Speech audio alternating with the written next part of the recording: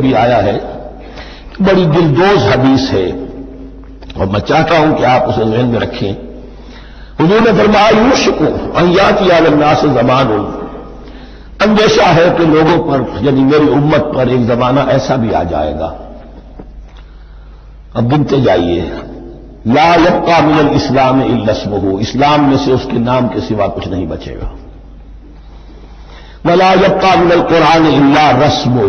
قرآن میں سے اس کے رسم الخط، الفاظ اور حروف کے سوا کچھ نہیں بچے گا، اسی کی اللہ تعالی نے ضمانت دی ہے، یہ محفوظ رہے گا رسم عثمانی۔ مساجدہم عامرۃ، ان کی مسجدیں آباد تو بہت ہوں گی، وہی خراب من الہدی، ہدایت سے خالی ہو جائیں گے، یہ خراب کے لفظ سے ہی خراب من الہدی،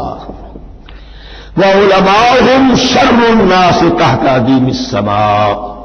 اور ان کے علماء آسمان کی چھت کے نیچے کی بدترین انسان ہیں،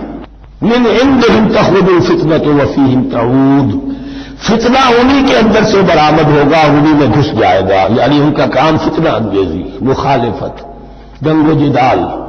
بھڑکانا، اپنے اپنے فرقے کے لوگوں کے جذبات کو بھڑکاتے رہنا اور مسلمانوں کے اندر اختلافات کو ہوا دینا،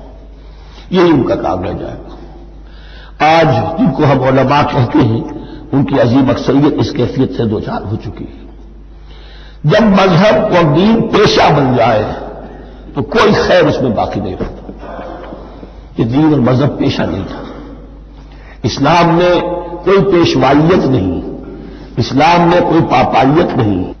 اسلام میں کوئی برہمنزم نہیں، اسلام تو ایک کھلا، ہر شخص کتاب اللہ پڑھے، ہر شخص عربی سیکھے، ہر شخص کو امامت کے قابل ہونا چاہیے، ہر شخص اپنی بچی کا نکاح خود پڑھائے، ہر شخص اپنے والد کا جنازہ خود پڑھے، یہ جو ہم نے پیشہ بنا دیا ہے، اب پھر انہیں پیسے دیتے، ظاہر بات ہے کہ اس پیشے کے اندر تو